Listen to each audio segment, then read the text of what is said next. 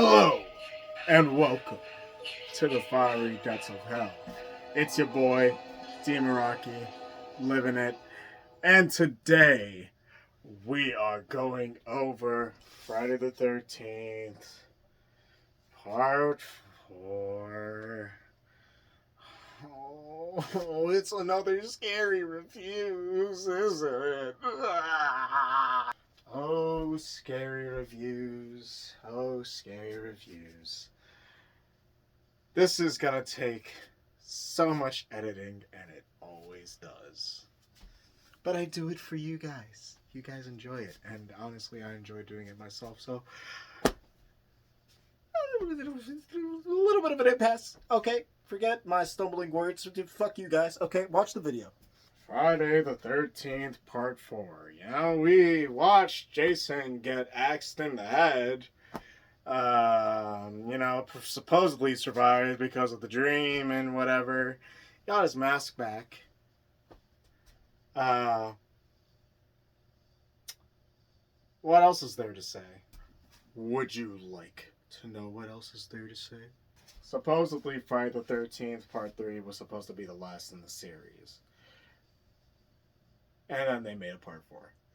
So the reason Part 4 was made was because, Part 3 did so good, and it was like, well, we gotta make another one. Here we go again. Thus spurring on more murders. And now we have Part 4, the final chapter.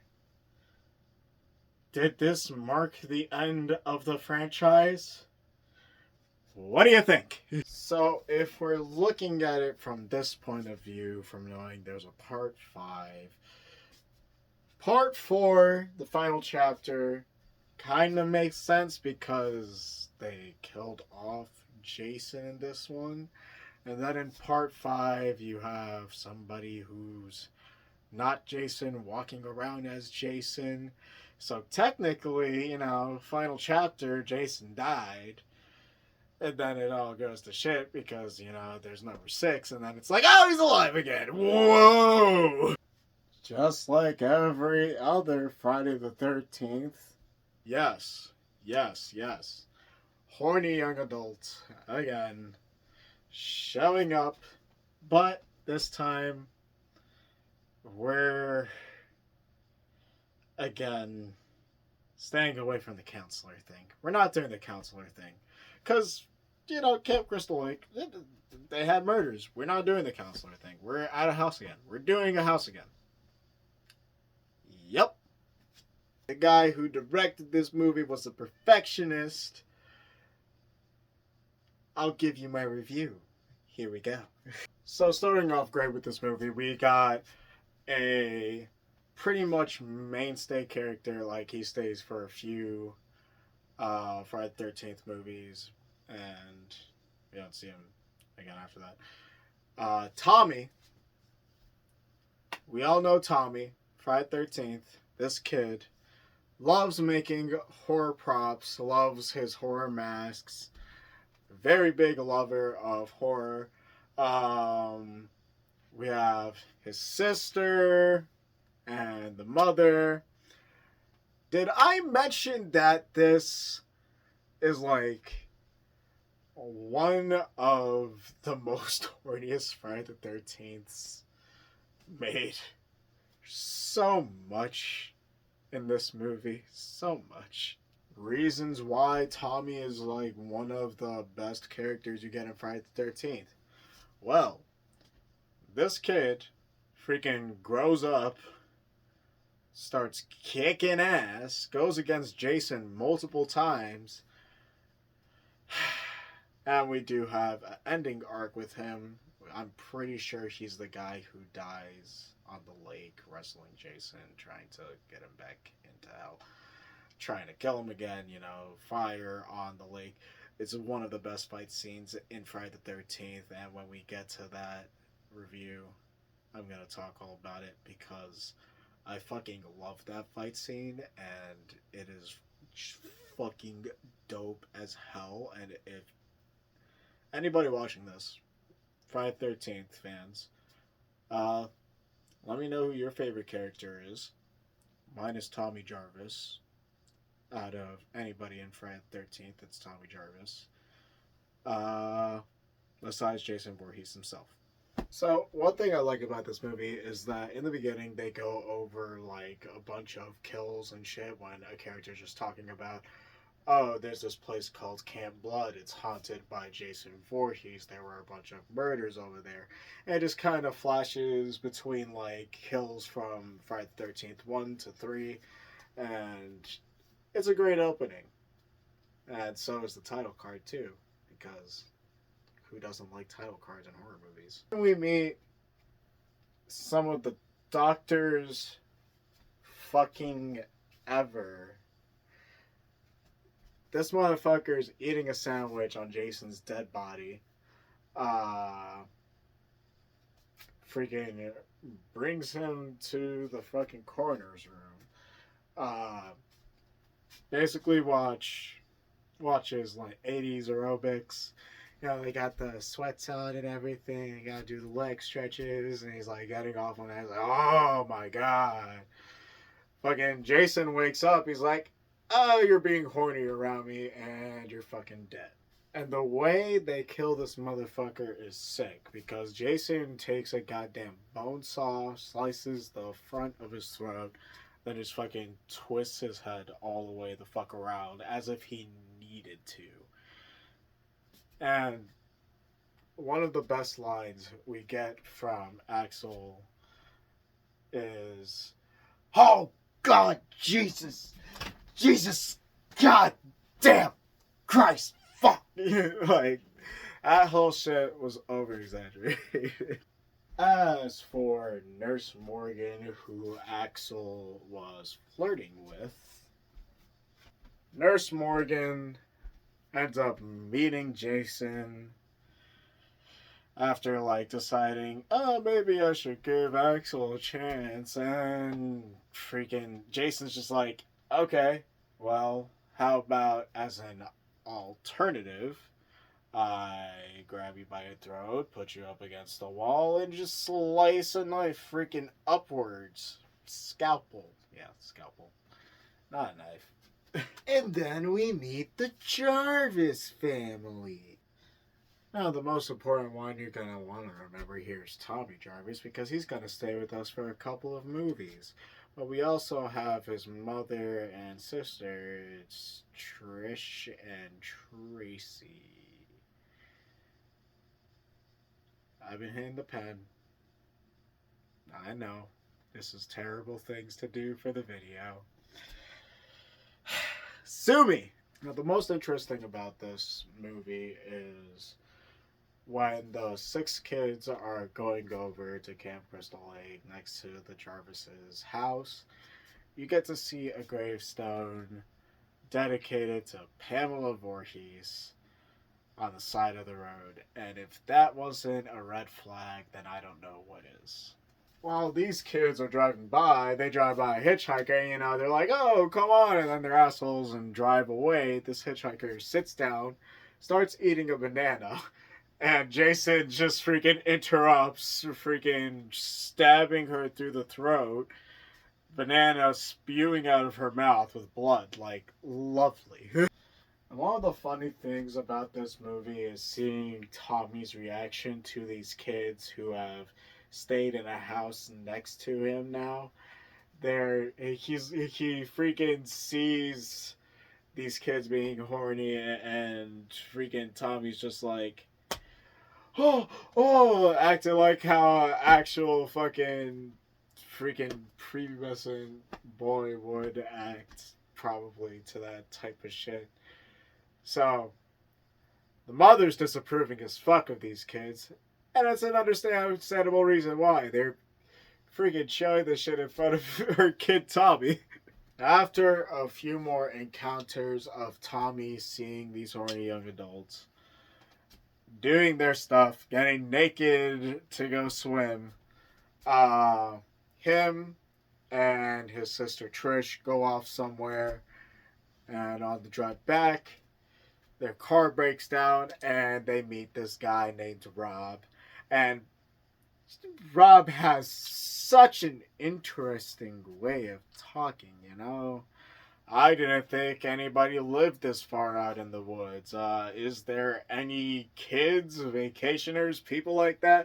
Just interesting questions, you know?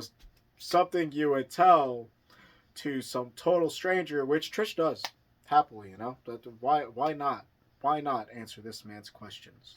Rob's chill though, you know? He goes up to Tommy's room. Tommy's just showing Rob his mask collection, and Rob's like, "Oh shit, that shit's actually really cool," and you know he's interested in it. So cool character, you know. Just no serial killer vibes whatsoever from that guy. Now we cut back to the horny young adults, and they're having a party. This dude's dancing the most weirdest freaking dance.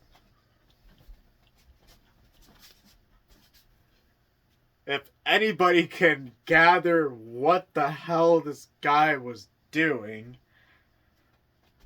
aside from that, Paul's girlfriend, Samantha, goes off for, you know, swimming, which always insinuates, ooh, skinny dipping, after Paul's flirting with one of two twin sisters they met out in the woods.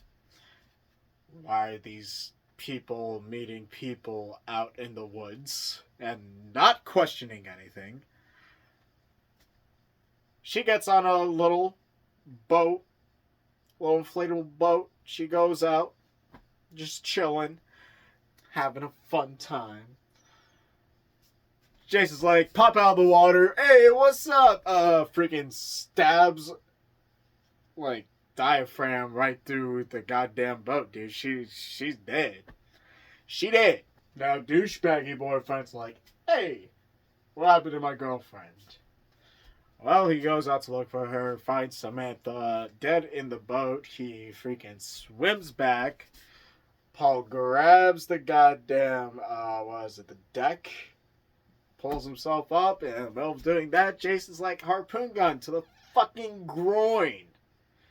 Pulls the goddamn trigger. Dude experienced one of the worst experiences that a man ever can, or anybody out there with balls ever can. Now one of the twin sisters, they both have T, so we're just gonna say T number 2. T number 2 goes out because nobody wants to get with her. She's tired of the goddamn party. She tries to get on her bike, and then Jason comes in, freaking stabs her with a goddamn pitchfork, and pins her against the window. And the way they did this was showing it through a shadow, Jason stabbing her, while there was lightning going off. And actually, a really cool kill. I loved the light effect on that. It was fucking perfect. Then we cut to Mama Jarvis. Tracy's like, where are my fucking kids? And then gets killed off screen. Gotta love off screen kills. You know, it's not disappointing whatsoever.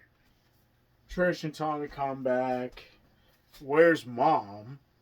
Trish goes looking for her, and then Trish finds Ted and is like, oh, maybe Rob's is in there. Rob comes with a fucking machete, almost kills Trish. Then Rob is like, oh, well, the reason I am here is I'm looking for Jason Voorhees. You know, the killer that's been rampaging around. Why is that? Well, Rob's sister was killed by Jason. You want to know who Rob's sister was? It was Sandra in part 2. You know, the bed spear. Yeah, that one. And let this be known that there is a timeline to this stuff. Yeah, this was all done in a singular week, like days right next to each other. So it's the 13th, 14th, 15th. This would most likely be the 16th. Yeah. Time is a bitch, ain't it? We go to Jimmy after having sex with T number 1. Goes downstairs, looks for a beer, can't find the corkscrews, like, hey, Ted! Where the hell is it? Jason stabs it into his hand, and of course, takes a cleaver to his face. Then teen number 1 gets thrown out the window by Jason. How did Jason get there? Who the hell knows? Then we have Teddy, who is high as hell, just like me, watching porn on a projector screen. Actually, not watching porn. Freaking some old-timey shit or whatever. He's getting off to it or whatever. He thinks it's funny as hell. Looks at the projector itself while having the projector screen behind him. Then Jason comes from behind the projector screen, stabs a knife through it. Dude just looks terrified the whole time going down. Then we get Sarah and Doug. After Doug recently deflowers Sarah, Doug goes into the shower. Jason is like, oh, what's up, big boy? Can I join you? Freaking squishes his goddamn skull against the shower wall. Sarah sees Doug's dead body. Sarah runs away to the front door. Sarah's panically turning the doorknob, not realizing it's locked, like every freaking horror character does. Jason somehow appears in front of that goddamn door and freaking swings an axe through it into Sarah's goddamn chest. How did Jason get there? Trish and Rob go back to Tommy. They tell him that they are going to check out the house. They bring the dog along. And as soon as they get there, the dog's like, oh, fuck this shit. I'm peacing out. And jumps through a goddamn window and is never to be fucking seen again. Dude really said, borf, borf, I'm gone, bro. Now these two separate, go look around, because that's a good idea. Freaking Sarah goes to the basement. Rob's like, oh, Sarah! And then Jason comes out, starts freaking slashing at him like it's part 3. Like he did to the guy biker. Starts freaking slashing. And we get the best lines from Rob ever. What do you think he's doing to you, Rob? He's killing me! He's killing me! Interesting. You gonna be okay there? And now we have a fun chase scene to go over. Of course, Trish Jarvis, final girl, starts running away. Goes back to Tommy, makes sure he's okay. Guess who gets thrown through the window? It's none other than Rob with a goddamn, I think it's a freaking knife through his head. Gets thrown through the window. Trish and Tommy, traumatized. Tommy backs up to a window. Never a good idea. Jason freaking pops through. Is like, hey, what's up, little buddy? Tommy gets free, though. Runs away. Then they go into one of the rooms inside the house. Jason freaking smacks his arm through. Is like, I'm gonna lock this door for you, dude, and come right through. Now, Trish freaking tells Tommy to hide, so Jason starts chasing her. She jumps through a goddamn window through the chase and keeps running. Luckily, did not sprain anything, did not break anything. And she runs to the other house.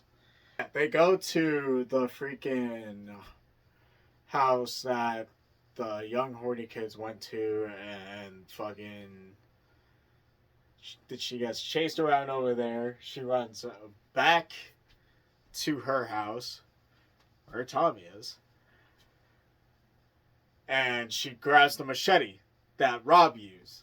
Freaking swings at Jason's hand and splits it in half. Now Tommy, being the smart kid he is, sees his sister's trapped with this dude. Gets an old picture of Pamela, cuts his hair up and everything, tries to make himself look like Pamela, which actually works. It gets Jason's attention. Jason's like, oh, Mom? But after he loses that focus on Tommy, turns around, freaking Trish comes in with the goddamn machete, freaking puts it through Jason's goddamn skull. And the slide down effect on the goddamn machete with the blood.